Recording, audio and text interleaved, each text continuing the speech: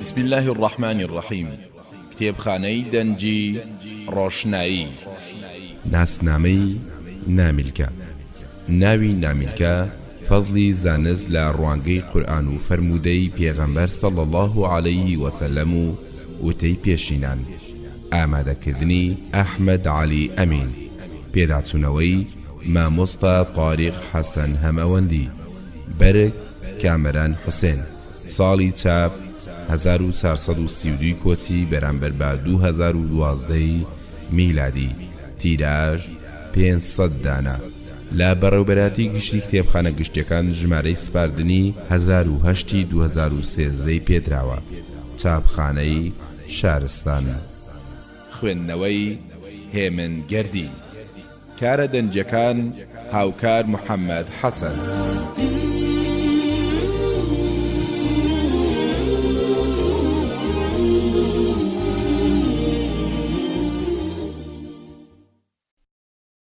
خوێنەری بەڕێز ئەم تڕاکە بە کۆتا هات.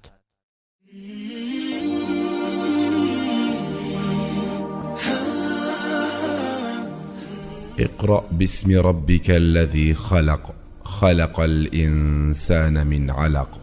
زانست دەبێت فێرخوازان و خەڵکی تر بەرەو ڕووی بڕۆن و هەوڵی فێربوونی بدەن، نەک چاوەڕوانی بکەن خۆی بێت بۆ لایەن.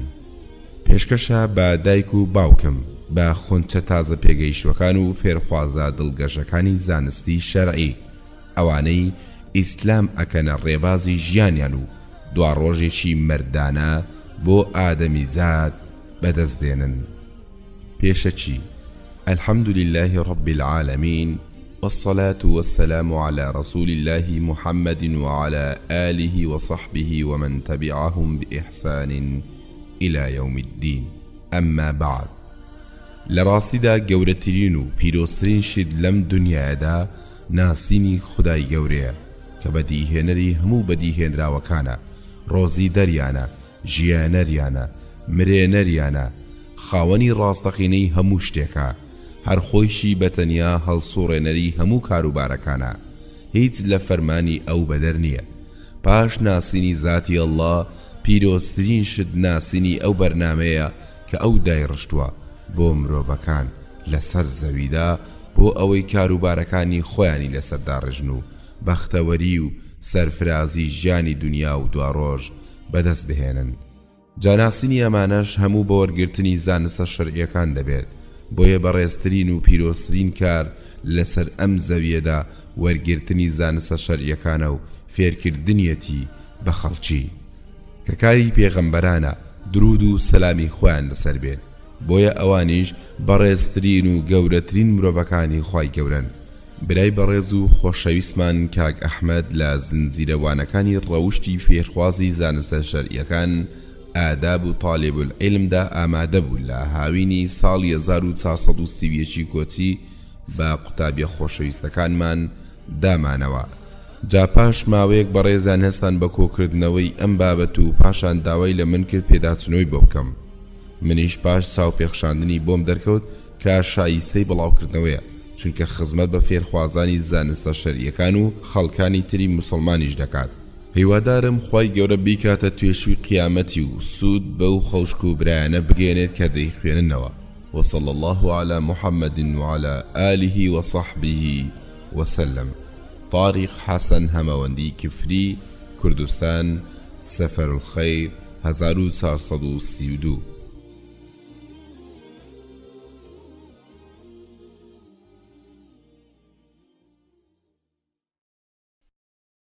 خوێنەری بەڕێز ئەم تڕاکە بە کۆتا هات.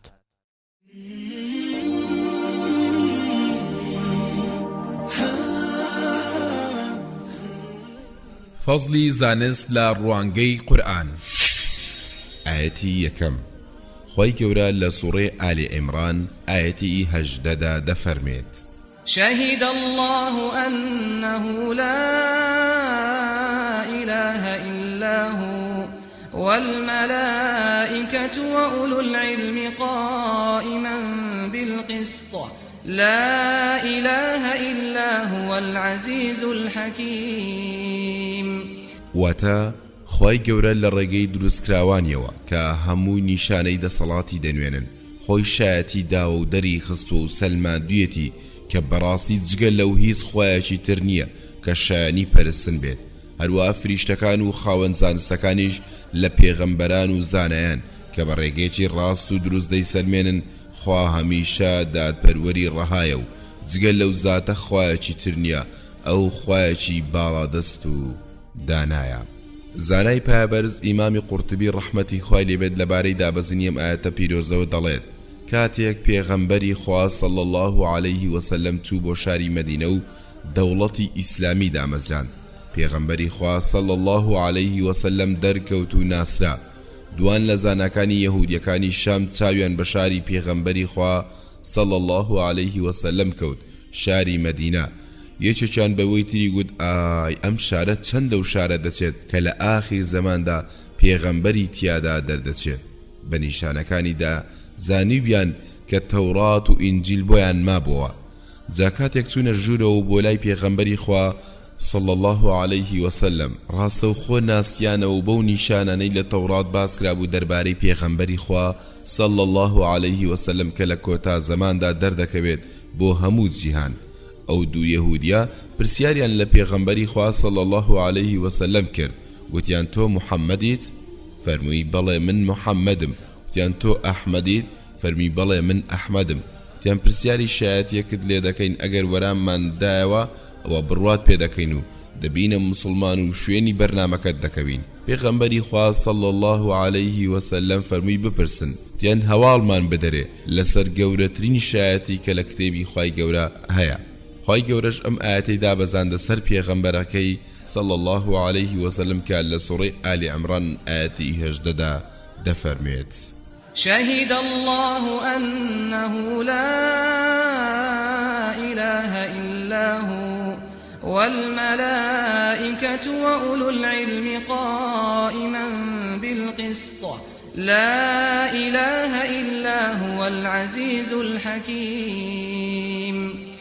کاتێک دوو زانا یەهودیەکە گوێیان لەم ئاەتە بوو کە پێغەمبەری خوا صلی الله عليه وسلم بۆیانی وت یەکسەر باوەڕیان پێی هێنا و بەڕاستیان زانی واتە شهد الله أنه لا إله إلا هو والملائكة وأولو العلم خوا لە ڕێگەی دروستکراوەکانی و شایەتی دەدا خۆ هەر خۆی بەسە بۆ شایەتی پاشان فریشتە و زانەکانی شایەتی دەدەن کە بێجگەل لە خۆی هیچ پەرستراوێکی شایستە و شیاوی و ڕاستەقینە نییە قائما بالقسط گشت کاتێکیش لە نێوان بوونەوەراندا دادپەروەری ڕاگرتووە لا إله إلا هو العزيز الحكيم دووبارە غەیری خۆی و هیچ پەرستراوێکی تر نییە جگەل لە ئەڵڵا باڵادەست و زاڵە کارجوان و کارزانە بۆیە هەمیشە بەدادگەرانە لە نێو گشت بوونەوەردا ئەجوڵێتەوە بەڵێ ئەمە بۆ زانایان ئێجگار پلەپایەکی گەورەیە کە خوای گەورە لە پاڵ خۆی و فریشتەکانیشدا بۆ تاک و تەنیایی خۆی دیانگرێ بەشایەت حەق ئەوانیش حەقڕە و حەقبێژ بن ئەملا و ئەولا نەکەن واتە ئەو زاتە بە هەر کەس بیەوێت و شایستە بێت حیکمەت و دانایی پێدەبەخشێت و هەر کەس حیکمەتی پێبەخشرێت ئەوە بێگومان خێرێکی زۆری پێدراوە جا بێجگەل لە ژیر و هۆشمەندەکان کەسانی تر لەو بەهرەیە تێناگەن و پندوەرناگرن ئیبن قوتەیبە و جەماوەری زانایان دەڵێن ژیری و دانایی بریتە لە پێکانی ڕاستی و کارکردن پێی ئەویش بریتە لە زانست و زانیاری سودبەخش و کارکردنی خێر و چاکە ئیبن القەیم ڕەحمەتی خوای لێبێت دەڵێت خوای گەورە شایەتی داوە بۆ ئەو کەسەی کە زانست و زانیاری دەست دەکەوێ ئەوە خێری زۆری دەستکەوتووە ئاەتی سێەم خوای گەورە لە سوڕەی ئالی عیمران دەفەرمێت كونوا ربانيين واتا پێغەمبەران درود و سلامی خوایان لەسەر بێت بە خەڵکیان هەر ئەمە گوتووە وەرن ببنە زانا و ملکەتی تەواوی فەرمانەکانی خوا ببن و خو سیفەتی خوایی بگرن بۆ هیچ ئادەمیزاد و کەسێک نەگونجاوە کە خوا کتێبی ئاسمانی و فەرمان ڕەوایی پێغەمبەراتی پێ ببەخشێت لەوە دوا بە خەڵکی بڵێت وەرن ببنە عەبد و بەندەی من لە جیاتیەوەی بەندە و عەبدی خوا بن بەڵکو بە خەڵکیان گوتووە هەوڵ بدەن بۆ خوا بژین و لێبڕاو بن بۆ ڕەزامەندی پەروەردگار هەوڵ بدەن بەوەش دەبنە خواناس و ڕەبانی کە بەرنامەی خوافێری خەڵکی بکەن و خۆشتان بەردەوام هەوڵی فێربوونی بدەن. ابن عباس رضي الله عنه لتفسيركيدا دەڵێت ببن بە زانایەکی شەرعناس بەغەوی ڕەحمەتی خوای لێبێت دەڵێت زانان لای خوای گەورە زۆر بەڕێزن چونکە زانان بە زانست خەڵکی پەروەردە دەکەن و بە زانستەکەیان دەزانن چی حرامە و چی حەڵاڵە خەڵکی ئاگادار دەکەنەوە لە حرام و حەڵاڵ. ئاەتی چوارەم خدای گەورە لە قورئانی پیرۆز لە سوورەی یونس ئاەتی 58 دەفەرمێت قل بفضل الله وبرحمته فبذلك فليفرحوا هو خير مما يجمعون. واتە ئەی محەممەد صلى الله عليه وسلم بە ئیمانداران بڵێ با دڵشاد و شادمان بن بە فەزل و بەخشش و ڕەحمەتی خوایی کە قورئان بەرنامەی خوایە کەوابوو هەر بەوە دڵخۆش بن هەر ئەوەش چاکترە بۆیان لە هەموو ئەو شتانەی کە خەڵکی خەریکن کۆی دەکەنەوە و کەڵەکەی دەکەن. ابن القیم ڕەحمەتی خوای لێبێت لە مفتاح دار السەعادە مجلد 1 دەفەرمێت خوای گەورە بە ئەهلی زانست و زانیاری ئەمری کردو دڵخۆش بن بەوەی خوای گەورە پێتانی داوە و پێیانی گوتو ئەو زانست و زانیاریە باشترە لەوەی خەڵکی کۆی دەکاتەوە. کەواتە لێرەدا جوداوازی نێوان زانست و پارەمان بۆ دەردەکەوێت. یەکەم زانست دەمێنێتەوە بەڵام پارە نامێنێتەوە. دووەم زانست بەبەخشینی بە کەسانی تر زیاد دەکات بەڵام پارە بەبەخشینی بە کەسانی تر کەم دەکات. سەیەم زانست لە خراپەکردن دەتپارێزێ بەڵام پارە هانی خراپەت دەدات. چارەم زانست خزمەتت دەکات بەڵام پارە دەبێ خزمەتی بکەیت. پێنجەم ئەگەر خاوەنی پارە مرد پارەکە بەجێ دەهێڵێت بەڵام زانست لە ناو قەبریشدا لەگەڵتدایە و دەتپارێزێت. شەشەم پارە بە هەموو کەسێک دەدرێت بەڵام زانست تەنها بە ئیمانداران دەدرێت. حەفتەم زانست چەند زیاد بکات ئەوە دەروونت ئەوەندەش زیاتر ئاسوودە دەبێت بەڵام پارەت چەند زیاد بکات ئەوە دەروونت ئاسوودە نابێت و ڕەزیل و چروکیش دەبێت. هەشتەم خاوەن زانست هەموو خەڵکی پاشا و گەدا پێویستیان پێێتی بەڵام خاوەن پارە تەنها هەژاران پێویستیان پێێتی. نۆیەم زانست پارێزگاری لە خاوەنەکەی دەکات بەڵام پارە دەبێت خاوەنەکەی پارێزگاری لێ بکات. تێبینی دەرکردنی پارە واجبە هەوڵدان بۆ زیادکردنی سنەتە بەڵام گەنجینەکردنی و زۆر سەرقاڵبوون پێوە مەکروهە گەنجینەکردنی و نەبەخشین لێی حرامە. ئاەتی پێنجەم خدای گەورە دەفەرمێت لە سوورەی ئەلمائیدە ئاەتی 4 يسألونك ماذا أحل لهم قل أحل لكم الطيبات وما علمتم من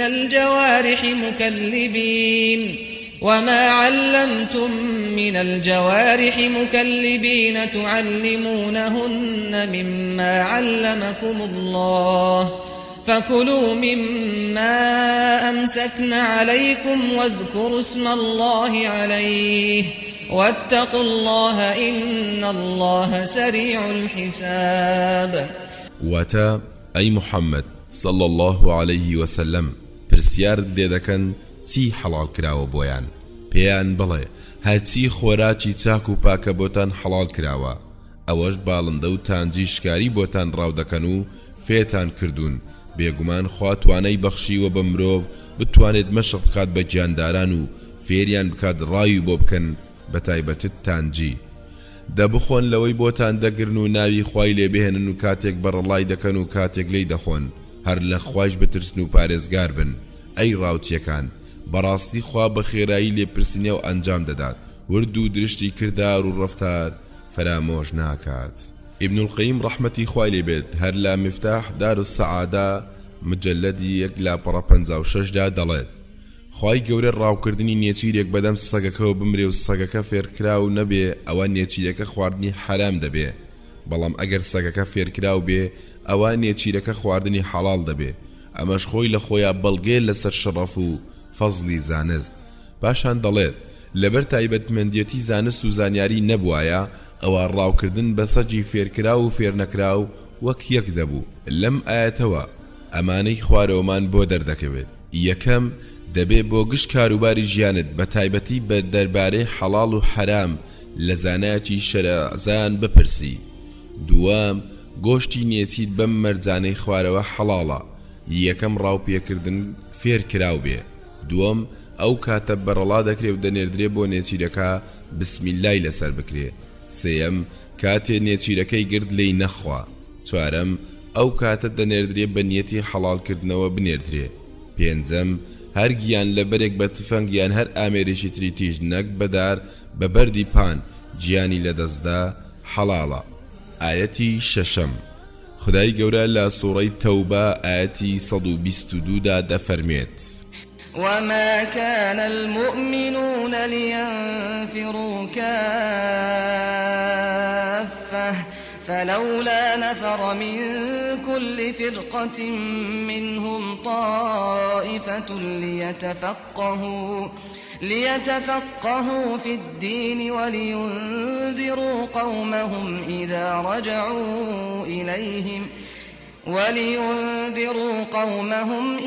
رجعوا إليهم لعلهم يحذرون.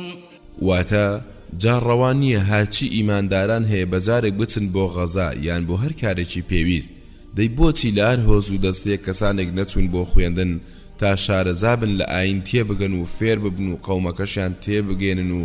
فێریان بکەن کاتێک کە گەڕانەوە بۆ لایەن، بۆ ئەوەی ئەوان هۆشیار ببنەوە خۆیان بپارێزن لە گوناه و خوا لە خۆ نەڕانجێنن.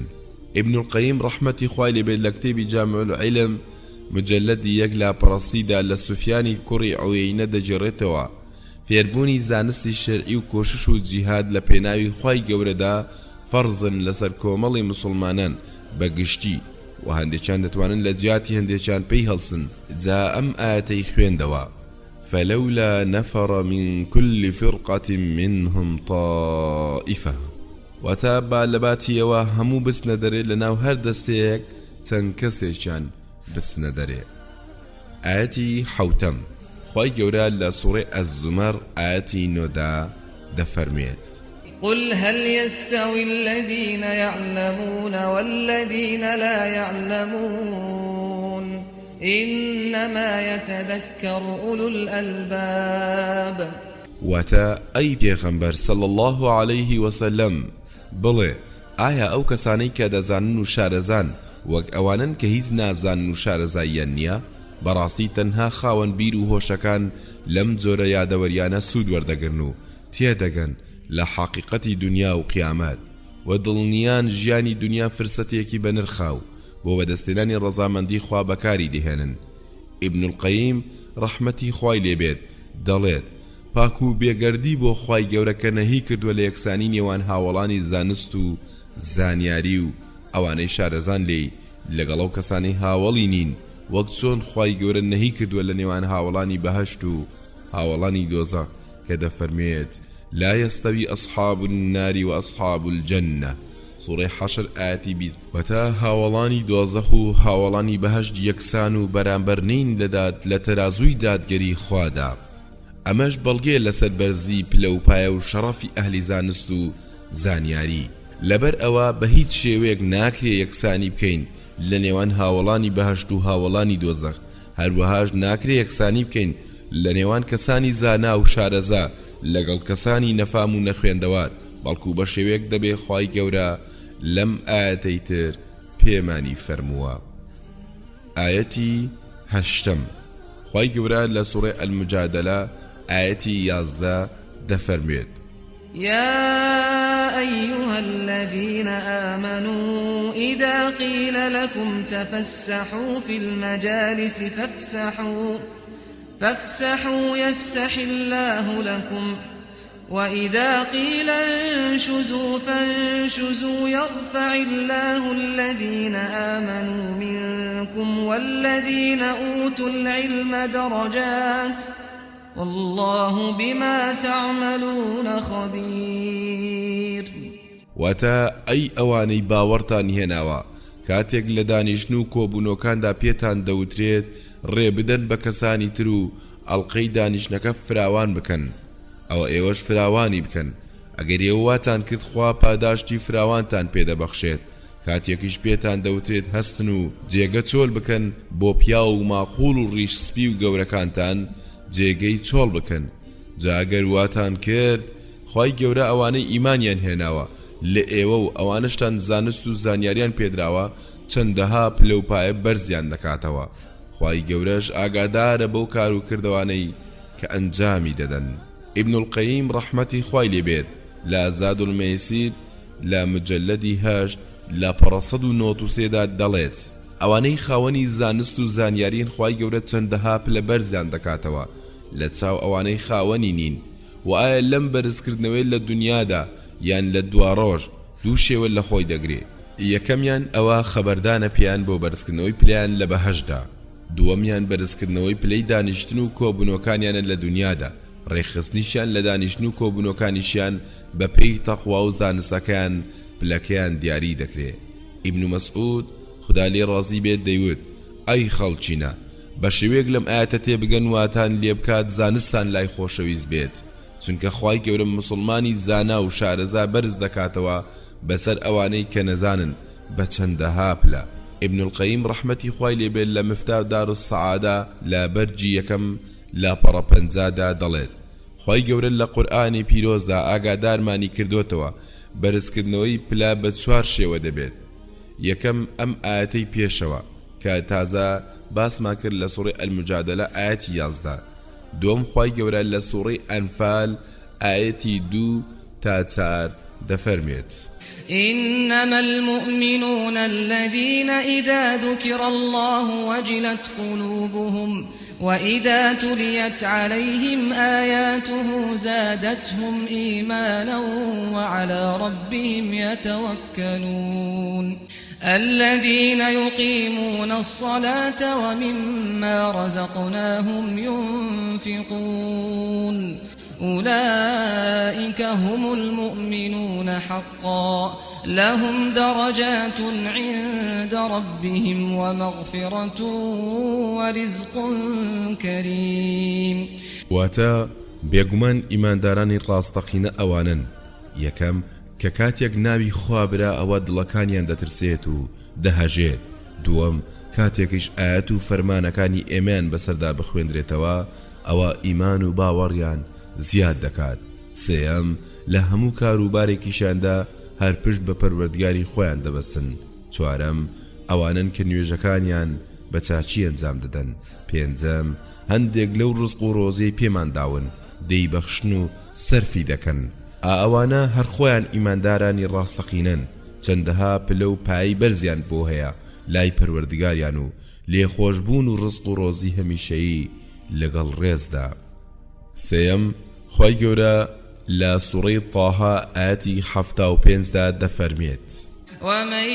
يأته مؤمنا قد عمل الصالحات فأولئك لهم الدرجات العلا. واتە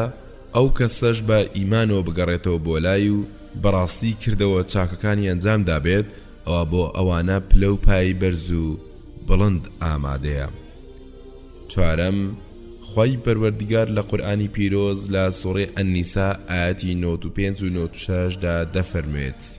لا يستوي القاعدون من المؤمنين غير أولي الضرر والمجاهدون في سبيل الله بأموالهم وأنفسهم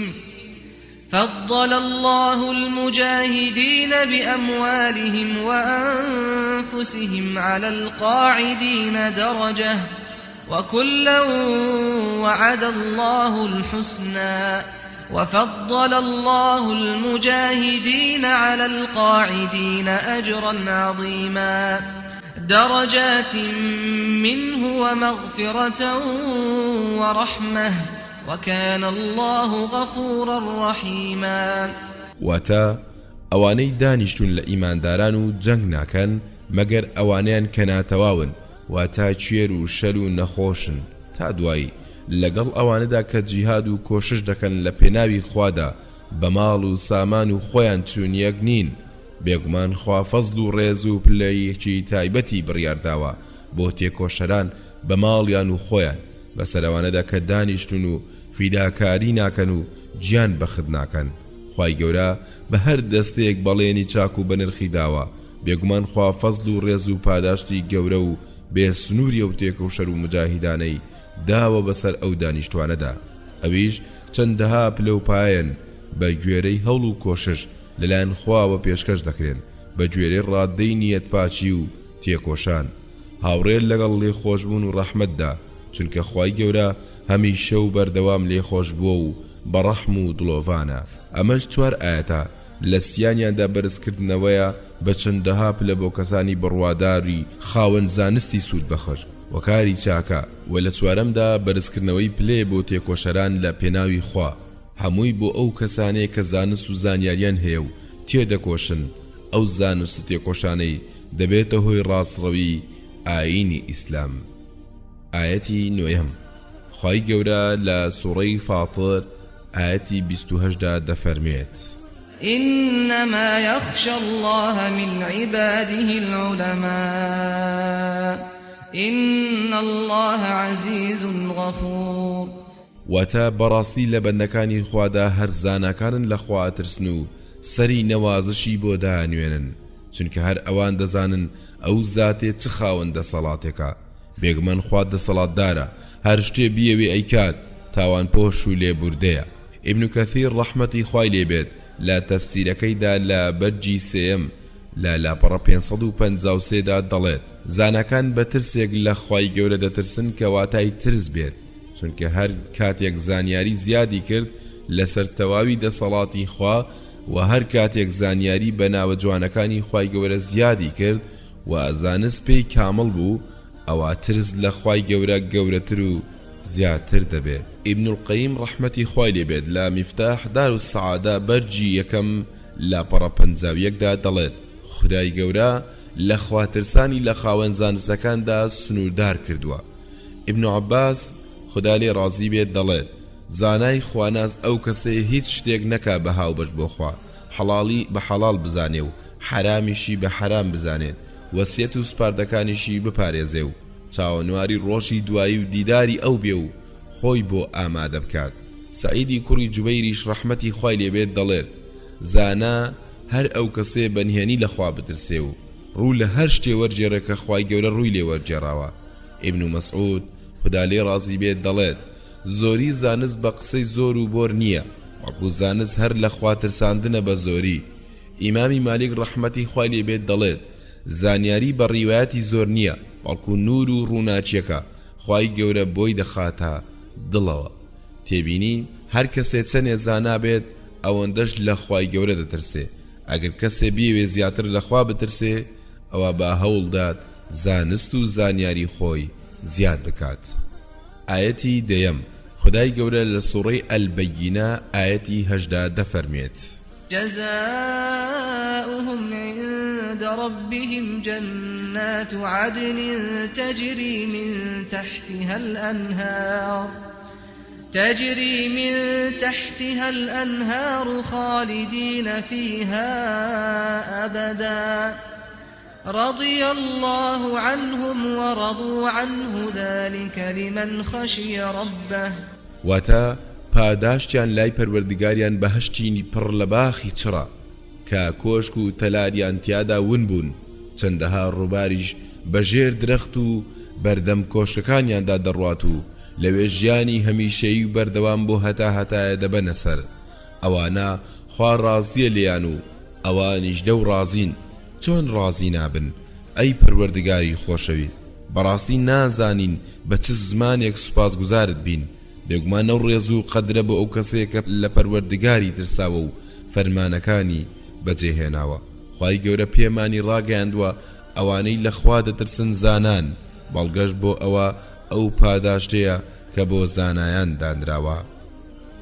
ئاەتی 11 خوای گەورە لە سوڕەی ئەلئەنعام ئاەتی 122دا دەفەرمێت أَوَمَنْ كَانَ مَيْتًا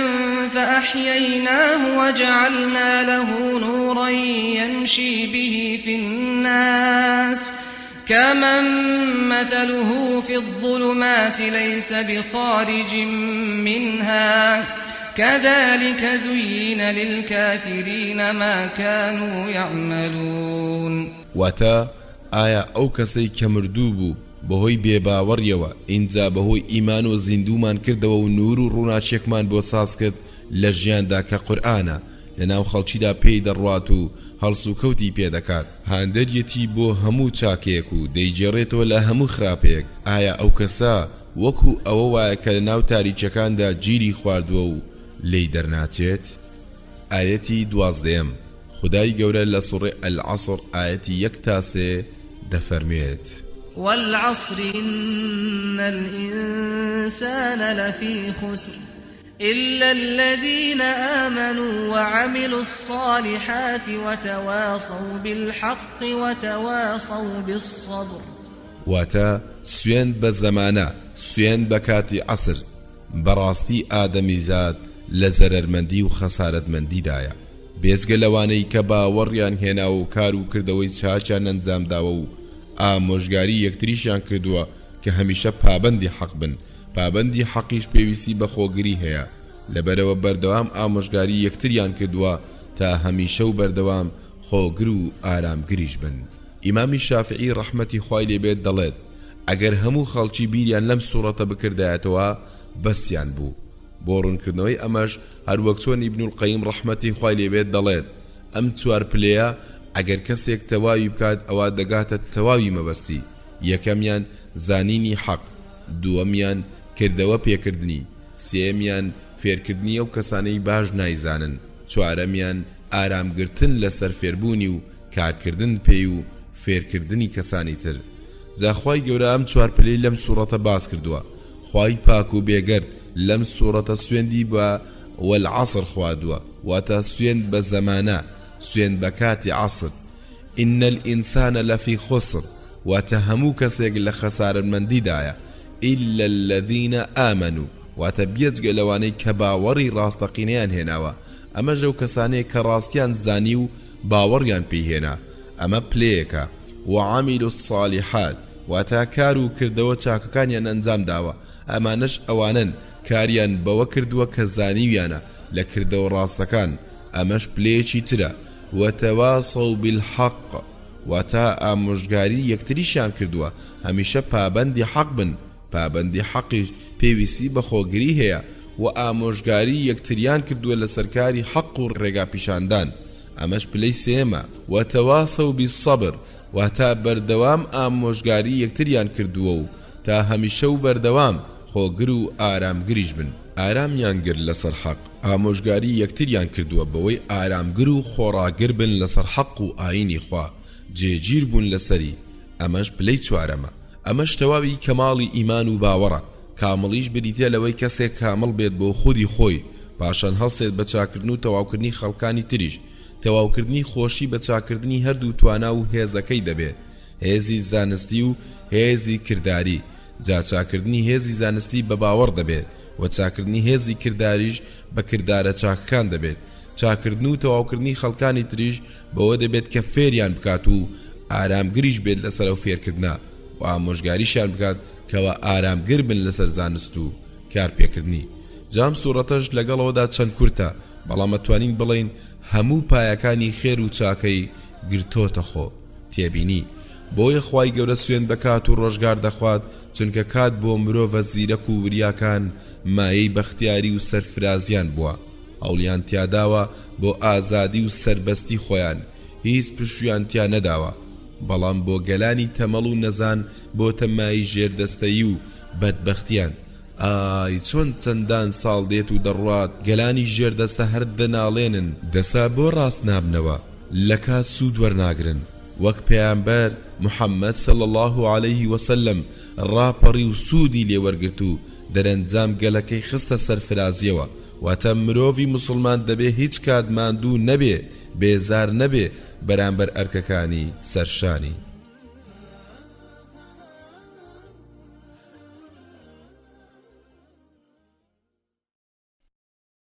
خوێنەری بەڕێز ئەم تڕاکە بە کۆتا هات